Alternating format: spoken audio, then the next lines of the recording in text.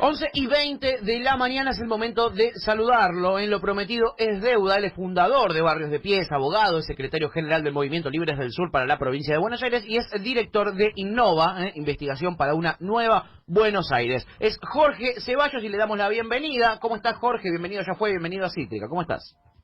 Hola, buen día, un gusto, muchas gracias. Un gustazo, Jorge, gracias por atendernos. Jorge, hoy lo central para nosotros, por lo menos, ha sido analizar un poquitito la carta publicada por el expresidente Mauricio Macri en el diario La Nación en el día de ayer.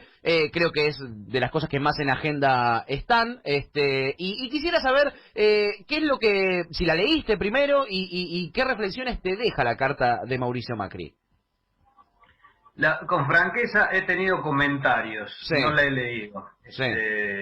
Estuve recién intercambiando algunas opiniones que me dieron algunos que efectivamente la leyeron.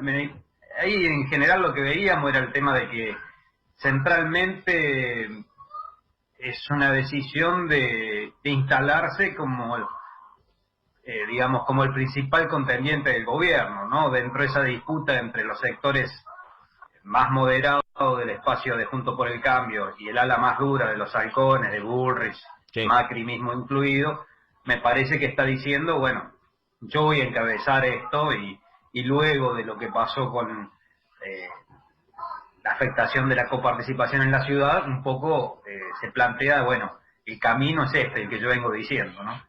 Claramente, ¿no? Claramente. Y como vos decías, nosotros decíamos el mismo análisis. Le apunta a las posiciones más extremas también dentro de la oposición.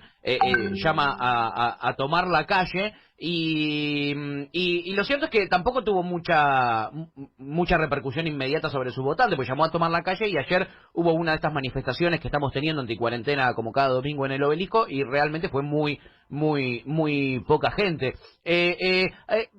¿A qué crees que se deben estos movimientos y este tipo de movilizaciones como las que tenemos ya habitualmente en el Obelisco de los llamados anticuarentena, Jorge? Esencialmente están impulsados por sectores opositores de la política, ¿no? Sí. En algún caso muestran la mano, muestran la cara, como fue cuando Patricia Bullrich concurrió a una de ellas, y en otras no lo hacen, pero lo impulsan ellos, ¿no? Claro. Tiene esa característica.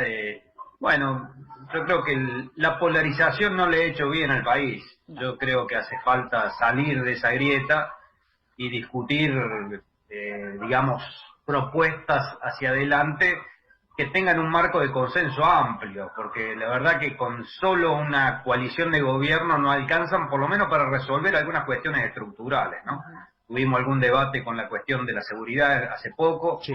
Y esas cuestiones, a mi criterio, no se resuelven, digamos, solamente con un marco de alianzas muy estrecho. Creo que hace falta lograr que consenso, inclusive para que en cualquier alternancia que haya, a veces de signos distintos, a veces de la misma coalición, pero que cambia el candidato, ¿no? Ha pasado. Sí. Es importante que algunas cuestiones no se tiren para atrás, digamos, que vayamos avanzando y que vayamos subiendo escalones, ¿no? En la provincia de Buenos Aires, el caso, digo, por ejemplo, de que cuando estaba Felipe Solá había una política de seguridad y con Scioli hubo otra, eran del mismo signo político, los que gobernaban la provincia, pero había visiones distintas y se van desandando caminos que me parece que en temas tan sensibles como, por ejemplo, la seguridad, es necesario que no se desanden, que logremos objetivos mínimos y que vayamos sumando escalones, porque los que proponen que van a solucionar la seguridad, el problema de la seguridad, en un año, en 2 años, que tienen la fórmula mágica, la verdad que empiezan mintiendo de entrada, ¿qué le podemos creer? Hay que tomar el tema con seriedad, me parece, ¿no? Ese y otras cosas más. Totalmente. Jorge, ¿y crees que coincido plenamente en lo que estás diciendo, pero retomando un poco también la pregunta de mi compañero, ¿crees que es factible esto? Digamos, vos sos referente de un espacio como lo es Barrios de Pie y otro montón de movimientos sociales que justamente han sido demonizados durante muchos años por tomar las calles, si se quiere, como ahora está mandando a llamar el presidente, por las mismas personas que hoy están tomando las calles y no lo están haciendo en nombre de mayores derechos, aunque quieran esconderlo de esa manera, sino un poco que están tratando de romper si se quiere, la democracia, ¿no? La verdad es que a esta altura y con la historia que tenemos, salir a la calle con carteles que digan no queremos vivir más en esta dictadura, la verdad es que es bastante grave. ¿Qué te pasa a vos, que justamente formás parte de estos movimientos sociales donde incluso por estas mismas personas han sido reprimidos durante protestas de reclamo verdadero de derechos? ¿Qué te sucede con esto? ¿Te pasa algo o crees que está bien también que salgan en nombre de estas cuestiones si así lo creen? Yo creo que efectivamente es condenable que se salga en este momento de pandemia, digamos, a hacer estas manifestaciones de tinte solamente político. No es que están reivindicando una necesidad, Total. están planteando esencialmente una posición política. Y bueno, ya vimos otras veces cuestiones insólitas como la quema de barbijos, etcétera. Me parece a mí que es un acto de irresponsabilidad, ¿no? Muy grande, me parece que no es positivo. Creo que es condenable. Me parece que tampoco me parece que el gobierno hace bien tampoco en no censurarlas, ni pedirlas, ni reprimirlas, Obvio. que sería darle de comer a sus argumentos. Pero me parece que en la sociedad es bueno dejar en claro, tomar estas cuestiones, estos ejemplos para demostrar, bueno, cuál es el trasfondo de todo esto, ¿no? Yo creo que no es bueno, son absolutamente condenables, digamos, estas cosas, ¿no? Que los mismos que inclusive, como vos bien decía, estigmatizan a aquel que reclama por una necesidad, ellos se atribuyen el derecho a movilizarse en época de pandemia, sin respetar el aislamiento, con el solo objetivo de decir, bueno, si no se hace lo que nosotros queremos, no importa si lo votaron o no, acá hay que hacer lo que nosotros pensamos, porque bueno, somos una élite política que tienen que aprender a votarnos a nosotros, algo así. En algunos casos se traducen desde su mensaje. Claro, totalmente, Jorge. Estamos hablando con Jorge Ceballos, él es fundador de Barrios del Pie, es abogado, es secretario general del Movimiento Libres del Sur en la provincia de Buenos Aires, y en la provincia de Buenos Aires tuvimos la semana pasada un evento importante que a muchos nos asustó, que fue la policía de la provincia pidiendo mejoras salariales y otros reclamos más, pero rodeando la quinta presidencial de Olivos con sus chumbos y sus patrulleros. Jorge, como dirigente social que sos, como abogado también que sos, me gustaría que me des tu opinión sobre lo que sucedió la semana pasada con la bonaerense. ¿Qué crees crees que simplemente fue un reclamo salarial lo que llevó a esta movida un poquito exagerada para el reclamo que era? Bueno, el reclamo salarial existió y tiene bases objetivas. Sí. Yo casualmente había escrito un artículo cuando el presidente hizo el anuncio un par de días antes sobre una inversión de una suma determinada de dinero y la incorporación de 10.000 efectivos, algo así, ¿no? Sí. Y iban a traer inclusive fuerzas federales. Yo creo que el tema de la seguridad requiere de un estudio de un diagnóstico más serio, más profundo, porque si no corremos el riesgo de poner parches que empeoran la situación. Sí. ¿No? Si nosotros no analizamos que el problema de la seguridad de los que vivimos los bonaerenses tiene que ver con la misma agencia de seguridad, o sea, con la misma bonaerense, con la fuerza que nos tiene que proveer seguridad, creo que no vamos a acertar en las medidas que vamos a tomar y vamos a incorporar a 10.000 personas más a una estructura que se autogobierna y que administra y regula el delito en la provincia de Buenos Aires. A mí me parece que en esto es bueno tener un diagnóstico y es bueno ir avanzando con soluciones que, dije antes, que inclusive sean políticas de Estado que nos permitan darle una continuidad a esto. Es un tema muy difícil, ¿no? Sí, claramente. Total, hay que subestimarlo, no se resuelve tan sencillamente. Una cosa es decir y otra cosa es estar en funciones, porque casualmente hay experiencias que cuando se tocan algunos de estos resortes que vinculan a una fuerza de seguridad con determinadas cuestiones del delito, hay una respuesta de la misma y empieza a crecer exponencialmente el delito porque empiezan a liberar zonas, empiezan a trabajar, a dejarle a muchos del parte del delito que trabajan para ello, a bueno, empiezan los secuestros, empiezan todas cosas que generan una sensación de mucho temor en la sociedad, y terminan enjuiciando a los funcionarios que con buenas intenciones quieren cambiar esto, ¿no? Claro. Es una trampa que hacen desde esa posición. Entonces hay que llevarlo adecuadamente. Pero creo que la solución no es tanto más efectivos, sino que lo que hay que hacer es, yo creo que había que mejorar la remuneración, Ajá. creo que hay que discutir el presupuesto, porque si no es cuando el policía tiene el pretexto de que no tengo para la nafta, no puedo arreglar al patrullero y gano poco, bueno, empiezo a pedir y a ver cómo lo consigo yo. Y se empieza por una colaboración y eso se extiende a la situación grave que tenemos hoy, donde hay comisarías que tienen prácticamente un canon tan concesionado. Valen tanto, hay que recaudar tanto, subirlo para arriba y el resto se lo reparten.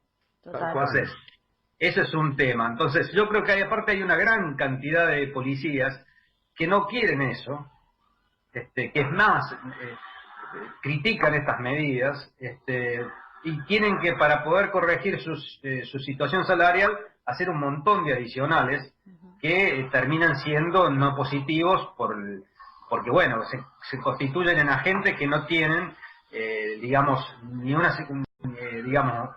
una cuestión personal de capacidad psicológica, estabilidad biológica, digamos, por esa sobrecarga horaria, claro, y en una tarea tan delicada, ¿no? Entonces yo creo que hay que resolver eso. Ahora, la otra arista de este conflicto fue, bueno, primero que se manifestaron armados. Sí. Eso es una cosa muy grave. Muy grave. Y segundo, fueron a la casa del gobernador y después fueron a la Quinta de Olivos. Claro. Locura.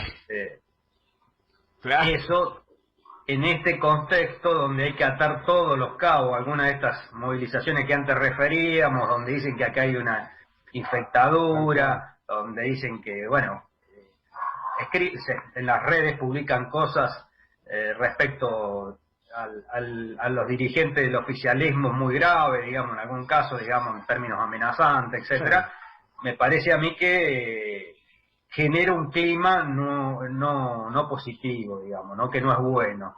Entonces, yo creo que el gobierno tiene que dar una respuesta, digamos, acorde a la gravedad de lo que pasó. Okay. ¿No? Okay. Yo creo que tiene que yo no estoy en el gobierno, no quiero decir lo que hay que hacer, sí, digamos. Verán ellos sus tiempos, pero creo que no es bueno mostrar una señal de debilidad. Total. Digamos, para las instituciones. Creo que hay que dar una respuesta en ese terreno. Y el otro tema que sí quiero decir, que no estoy de acuerdo con el gobierno, es en que creo que la actuación de Bernie no ha sido la mejor. No viene siendo la mejor.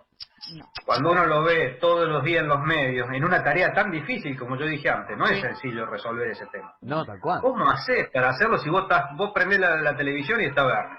Tal cual. Digamos. Tal cual. Y están todos los canales, y está con todos los que, inclusive donde hablan peste del gobierno, lo tratan muy bien. Eso llama la atención. Y acá ocurrieron cosas que expusieron al gobernador y al presidente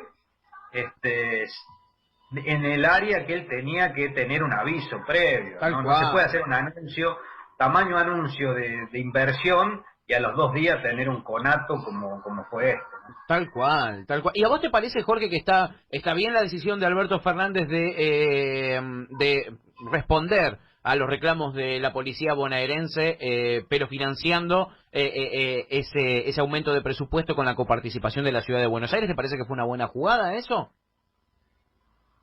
Yo creo que indudablemente el tema había que resolverlo. Y creo que aun cuando esto perjudique a la Ciudad de Buenos Aires, nunca la ciudad va a estar en una situación económica más grave que lo que está la provincia de Buenos Aires, que sufre una situación que lleva décadas de injusticia, que no es achacable a Rodríguez Larreta, obviamente. No, claro. Indudablemente no son mejores modales ni ayuda al tema de salir de la grieta, pero me parece que no es para dramatizar desde el punto de vista de que en realidad eso va a un problema digamos, a una situación en la provincia de Buenos Aires que requiere discutir alguna vez, ¿no? Porque no se puede seguir gobernando, que es la provincia que tiene mayor desarrollo industrial del país. Sí. Está la extensión geográfica más grande de la pampa húmeda, que da los mayores volúmenes de exportación de los dólares que ingresan al país. Tiene desarrollo turístico en la costa, que también es una fuente de ingreso muy grande, bueno, riqueza hictícola, etcétera, etcétera.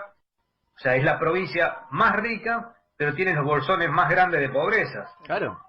El conurbano. Entonces, tenemos que replantear esto. Esto ha sido un mecanismo muchas veces para subordinar al gobernador de la provincia, porque, bueno, probablemente acá vive 17 millones de personas, determina una elección, pero este tipo de cosas generan la situación social, digamos, y otras consecuencias en el desarrollo de la provincia que no son buenas, que hay que procesarla de otra manera, ¿no?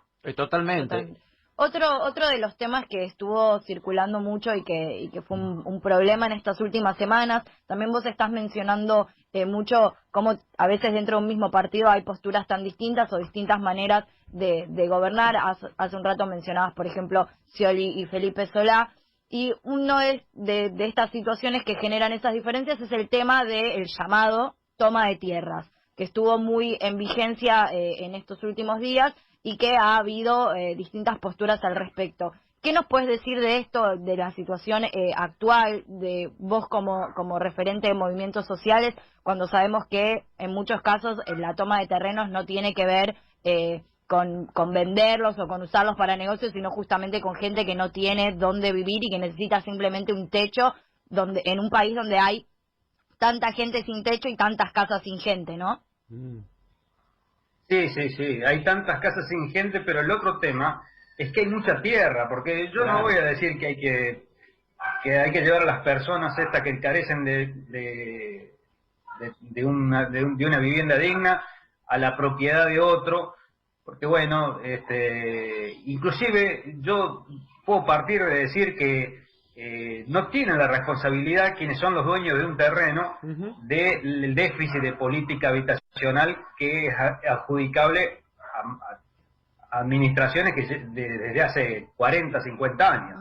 ¿No? Total. Yo siempre digo, sería bueno que vengan a Ciudad Evita y vean las casas que había hecho Perón en hace ya tantos años, 70 años quizás, aún siguen siendo bellas, no eran casas para pobres, eran casas dignas, inclusive tienen un cuartito atrás para semillas, que en esa visión tan de largo plazo de decir, bueno, acá en este país uno tiene que desarrollar su propia huerta, bueno, invitando a vincularse con la tierra y con la alimentación saludable, ¿no? Creo que ese es el marco de situación. Ahora, estando ya el problema consumado, sobre la base de que uno recorre, va a Plaza de Mayo, para ir al ejemplo más claro, a ver, la avenida Hipólito Yrigoyen, abajo de las recobas esas, hay centenares de familias, chicos jugando. Yo paso acá por la General Paz, abajo del puente, y que hablar, nunca se ha visto, yo acá donde uno vive, en cualquier lugar, digamos, los vecinos más grandes te dicen, yo nunca vi tanta gente en la calle, ¿no? Gente esperando que salga uno de usar el cajero del banco para meterse, etcétera, etcétera, ¿no? Y muchos niños. En este país el 60% de los niños son pobres, la pobreza es hereditaria. Eso no fue siempre así. Yo soy de un hogar pobre y tuve la posibilidad de estudiar, porque antes se podía, yo estudié en la escuela pública y yo yo soy del interior de Córdoba, apenas fui a la capital a estudiar, conseguí trabajo a la semana y a los 2 meses el trabajo donde estaba no me gustó y conseguí otro. No era el Estado, era trabajo privado, trabajo pesado, tenía que estudiar a la noche, cansado, lo que sea. Pero era otra situación, uno podía estudiar. ¿No? Podía evolucionar. Ahora, la pobreza hereditaria, en ese marco, en esta situación donde hay miles y miles de familias, yo creo que la solución no va a ser aplicar el Código Penal bajo ningún aspecto. No es una solución, primero porque va a tener que ser con una represión muy elevada, porque la gente no quiere irse, porque tiene ahí cifradas sus esperanzas, claro. porque se ha organizado, porque son vecinos, muchos mismos que viven cerca y que han sido expulsados por la pandemia. O sea, en algún caso ya venían de situación de calle y en otro caso han dejado de pagar el alquiler, o en la familia se complicó la cosa porque vinieron más a vivir a la casa de los padres porque perdieron el trabajo. Bueno, miles de historias familiares que hacen difícil. Entonces creo que hay que procesarlo, ese conflicto, y resolverlo. Yo fui funcionario, y no sé, yo recuerdo que Alicia Kirchner nos decía, no hay que preocuparse, hay que ocuparse. Mirá. O sea, nada de andar todo el día lamentándose con el problema, y que el problema ahí está, hay que resolverlo. Hay que ocuparse Y de siempre resolverlo. hay que buscar la solución, porque bueno, en realidad ahora son miles de familias, pero los que tienen problemas son millones.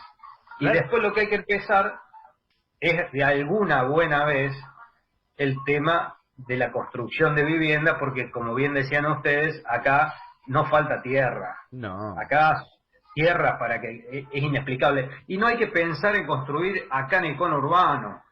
Vivimos en el 1% de superficie, 1/3 del país, Tal y cual. vivimos mal. Tal cual. Se vive mal, no es bueno, no es una calidad de vida aceptable. Entonces, sería bueno en este país tan extenso y tan lindo además, que pensemos y planifiquemos la posibilidad de construir vivienda, como lo hizo 70 años Perón, muchachos, se pudo hacer, lo Claro. hizo él, y no hizo vivienda para pobres, No, claro, Da claro. gusto, ojalá pudiera vivir en una de esas casitas que tan lindas que hay ahí. Sí, ojalá yo tuviera una de esas casitas de Ciudad Evita. Yo soy de Seiza, entonces siempre Bueno. pasé por ahí y ojalá yo tuviera una de esas casas. Yo estoy pagando un alquiler que me quiero morir. Ahorro guita para el próximo alquiler. Esa es mi vida, Jorge.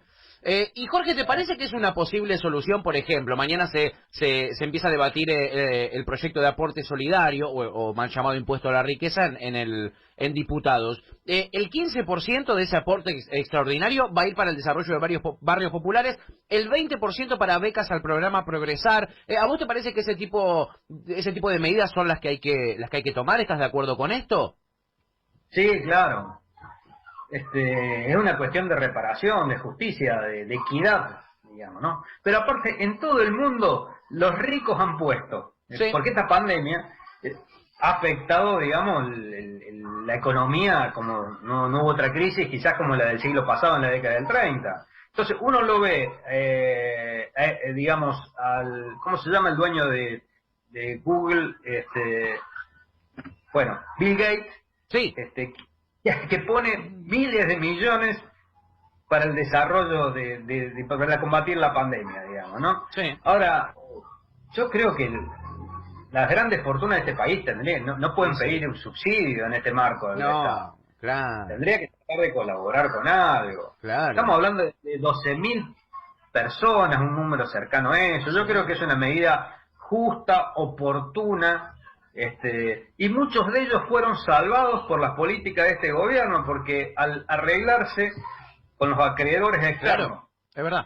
que pusieron pagos que hay que hacer, no creamos sí. que ha sido gratis, No, y claro. ahora viene el fondo y hay que negociar, pero ellos salvaron sus activos, porque si entrábamos en default, los activos de las empresas que cotizan en la bolsa de Nueva York se caían a pedazos. Total. Entonces, ellos salvaron mucho más que ese aporte con este acuerdo. Entonces, me parece a mí que habría que hacer una como cuestión de que todos aportamos a esto. Me parece justo esta propuesta, este ingreso extraordinario, que a la vez, este impuesto extraordinario, que a la vez también tendría que plantear las bases de un debate para un sistema tributario que sea más justo. Total. Porque lo que deja en Pues- evidencia es eso, ¿no, Jorge? Que hay gente que tiene un montonazo y no paga y no aporta, y hay gente que no tiene nada a la misma vez, ¿no?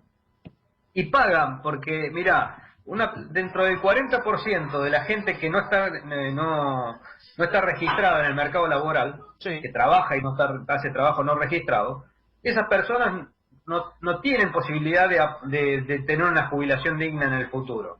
Claro. Ahora, ellos cuando van a comprar cualquier alimento, un paquete de hierba, un litro de leche, lo que sea, están pagando el mismo impuesto que pagan Bulgeroni, Exacto. Paolo Boca, etcétera, cualquiera de esas, para simplemente mencionar algunas, pagan idéntico impuesto. O sea, ellos están, y nosotros sabemos que las jubilaciones, tienen, entre los aportes del vía impuestos, el Sí. mayor es el que aporta el IVA. Claro. Esa persona que no tiene que tiene trabajo no registrado, que no se va a poder jubilar, está aportando para que otro sí, digamos, se pueda percibir ese salario. Entonces, Exacto. no es justo.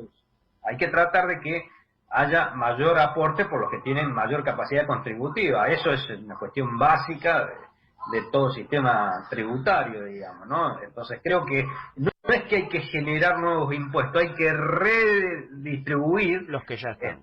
reformar el sistema tributario en general, ¿no? Claro, claro, totalmente. Interesantísimo el debate, ¿eh? Ojalá se abran esas puertas Necesario. que son necesarias, sí, totalmente. Ojalá se abran esas puertas de esos debates. Jorge, la verdad, muy muy interesante la charla. Te agradecemos muchísimo por tu tiempo y seguramente prontito te volveremos a estar molestando porque este país nos da tela para cortar cada semana. Bueno, no, yo soy agradecido que ustedes me hayan permitido hablar con ustedes y su audiencia, y ninguna molestia, al contrario, es un gusto. Que tengan buena mañana. Gracias, Jorge, igualmente. Un abrazo. Abrazo. Abrazo. Jorge Ceballos, fundador de Barrios de Pie, abogado, secretario general del Movimiento Libres del Sur para la provincia de Buenos Aires y también es director de Innova, investigación para una nueva Buenos Aires. Por eso es que lo paseamos por todos estos temas. Todos los temas.